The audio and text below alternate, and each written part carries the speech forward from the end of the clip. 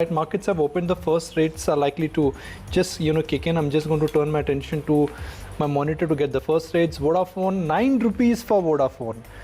You've got really the penny stock basket now, which has now started marching higher. So the top traded names today are names like Vodafone, GTL Infra, you got Gammon Infra, you've got serious price action. Vedanta's gone to 105. Bombay Dyeing seems to be increasing because if the Vidyas have to sell, will they sell stake in Bombay Dyeing, which owns Bombay Burma, and then stake in Britannia?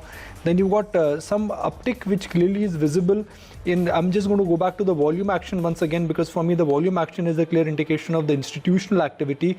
Bharti Airtel, a denial, but the stock is at 580.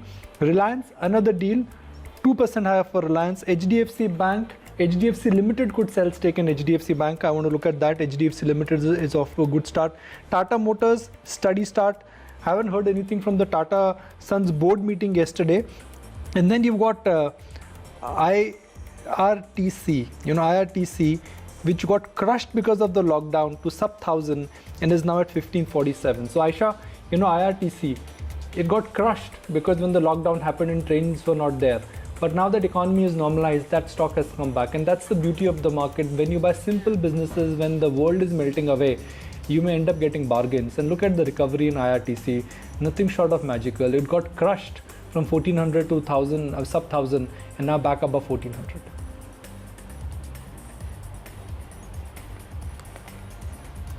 Yeah, IRCTC definitely is a buzzer today, as is Idea holding up 4.6%. Bharti looking good. We were just chatting about metal names. Look at Tata Steel. That's holding up 3% right now. You've got Infratel, which is holding up very smartly, about a 2.5% uptick coming in there. You've got Reliance Industries powering ahead, about 2.5% traction there as well. And then Tata Motors continues to be a steady performer, another 2.8% put in the green. On the flip side, though, there's weakness for the real estate names. So Godrej Properties, you've got a DLF which is weak. BPCL, after it indicated that the disinvestment is only going to happen by year end, that's December. That's looking a little bit bleak. There's SRF which is down, there's Power Grid which is down, and that's pretty much the texture of the market. Actually, it's not bad, Nikunj. We've managed to do pretty okay, irrespective of that soft close yesterday. 0.6% gain. We're back above 10,050, and the breadth is looking very smart today. Aisha, again, one point which I would like to bring out is that the circuit limit has changed in about 700 stocks. So a lot of stocks which are moving 5% and 2% will suddenly start moving higher now. On my screen, I can see Jubilant Life.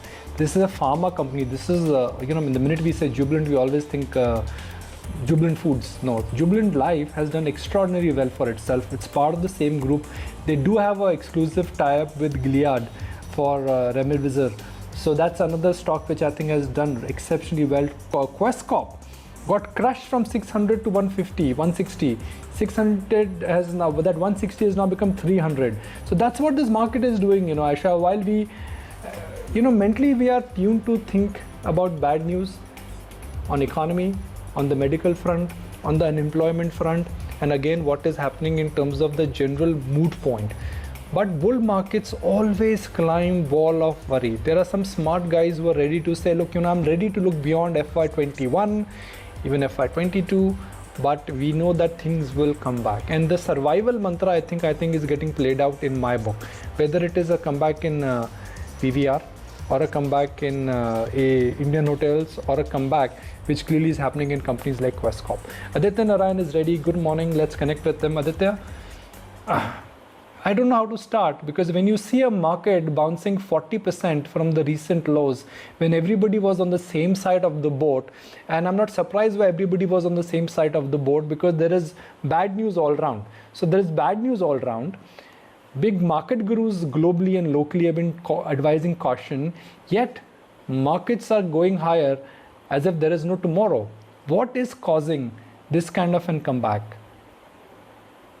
So I think it's a bunch of things. I think if you were to look at it in a historical context, whether it was the GFC, whether it was the Great Depression, I think even as you've got into these problems, after the early round of corrections, you've actually always seen a reasonably sharp bounce back. So I think to some extent, history has supported the fact that even when the immediate outlook is poor, if stocks have reacted enough, then they tend to come back very substantially. So I think that's one bit.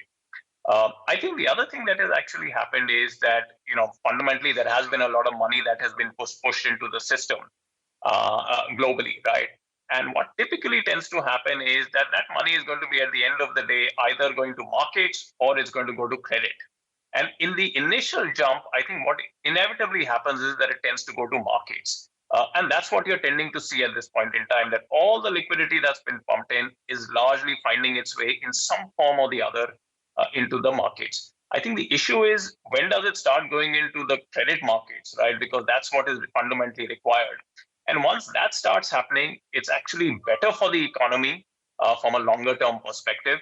But that potentially will start cooling off what is lying there from a pure, headline equity market level. I think the third thing that has happened in this particular case is that the market, after having seen, supply completely stop, is now following supply as it opens up. And I think what you're seeing at the moment is, someone moving up to 50% production levels, some moving to 70%.